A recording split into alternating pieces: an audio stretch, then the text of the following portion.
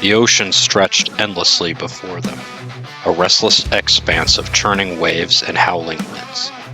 The Black Widow, a sleek and weathered brigantine, cut through the sea like a blade, her sails ink black against the steel-gray sky, billowed with the promise of chaos. Atop the main mast, a flag whipped in the gale, a skull and crossed swords, a harbinger of doom for any ship unfortunate enough to cross their path. Captain Marlowe, a wiry man with salt and pepper beard and eyes as cold as the depths, stood at the helm, his hands firm on the wheel. Around him, his crew of outlaws worked with the precision of a well-tuned instrument. They were a motley bunch. Former assassins, escaped slaves, and thieves who had swapped their chains for freedom. Together, they had forged a creed. No kings, no masters, only the sea. "Hoist the main, you scallywags," Marlowe bellowed, his voice cutting through the storm. "We've a prize to catch, and the tide won't wait for laziness." A roar of agreement answered him.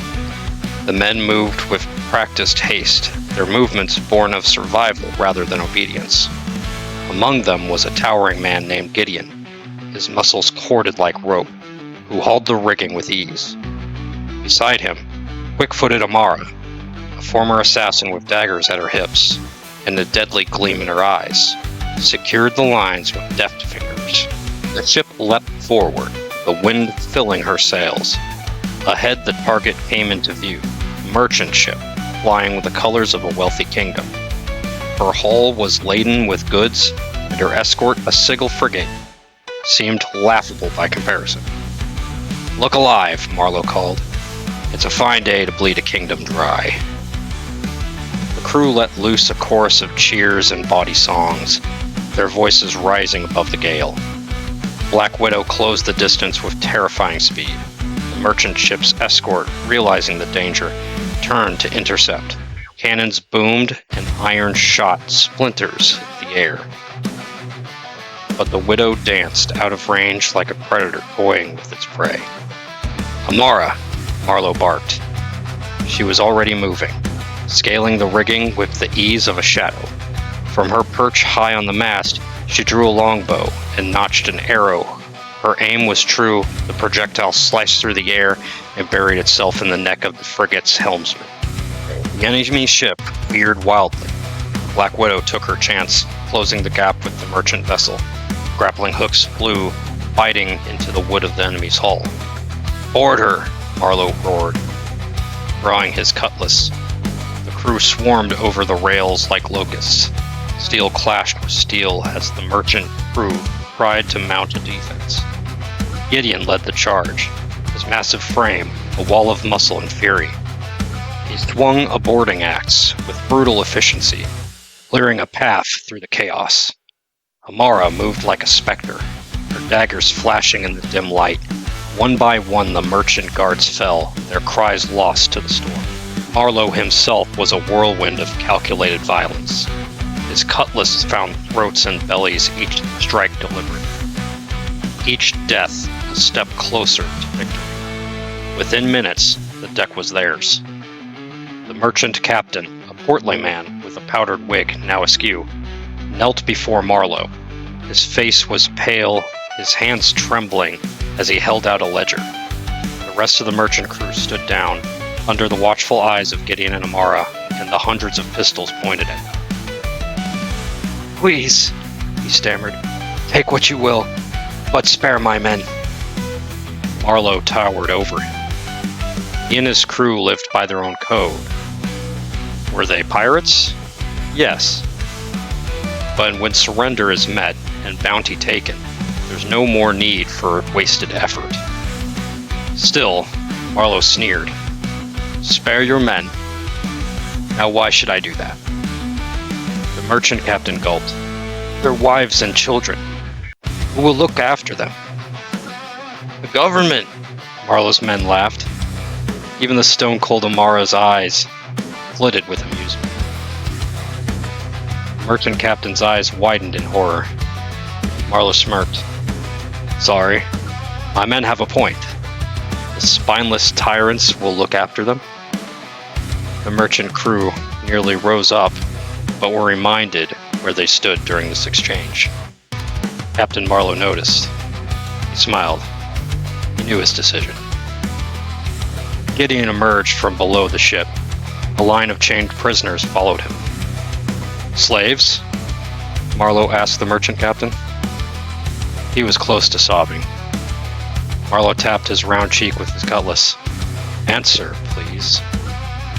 Slaves, men who couldn't pay their debts. Taken as payment, he sobbed. Your government disgusts me, said Captain Marlowe. He raised his voice to everyone on deck. But I won't hold that against you. You patient dogs who do as you're told. You have my mercy this night. But we will be plundering you. His crew descended into the hold, pulling out crates of silks, spices, and gold coins, stamped with royal insignias. Free the slaves, Gideon, said Captain Marlowe. We free them, he growled, snapping the chains with his bare hands. The freed prisoners, though weak, raised their heads in gratitude. Some wept openly, while others stared at their liberators with a mixture of awe and fear. You are free now, Marlowe said. Free to join us. If not, we'll see you safety to the next port. You merchants are spared. Don't get in our way, and we can all survive this storm. As the Black Widow sailed away from the gutted merchant ship, the storm intensified. Lightning split the sky, illuminating the faces of the crew and something strange over the horizon. Captain, Amara called from the crow's nest. Something's wrong. Marlowe looked to where she pointed. A monstrous wave loomed on the horizon, darker than the night itself. But it was what rode atop the wave that sent a chill down his spine.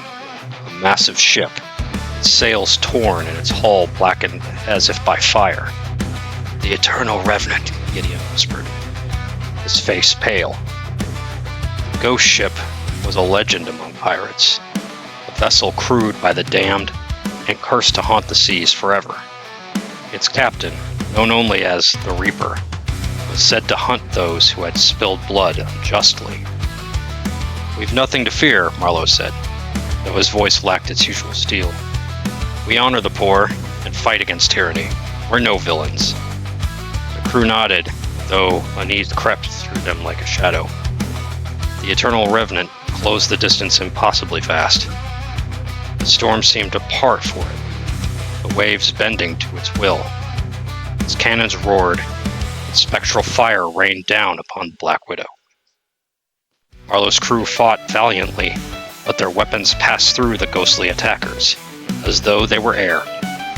One by one, his men fell, their spirits ripped from their bodies by the Reaper's blade. As the last of his crew fell, Marlowe stood alone on the deck, his cutlass useless against the towering figure before him. The Reaper's eyes glowed like twin embers, his bony hand reaching out towards Marlowe to hold him. Why do you come for us? Marlowe demanded. We are just like yourself. We plunder the rich and fight for the honorable man. The Reaper's voice was like a grinding stone. Your creed is noble, and you hate shedding honest blood. But you are not exempt from what must be done. The eyes of justice may seem blind, but they are not infallible. All debts must be paid, and yours is due. Marlowe dropped his blade. He met the Reaper's gaze with defiance before his ship sunk under the waves.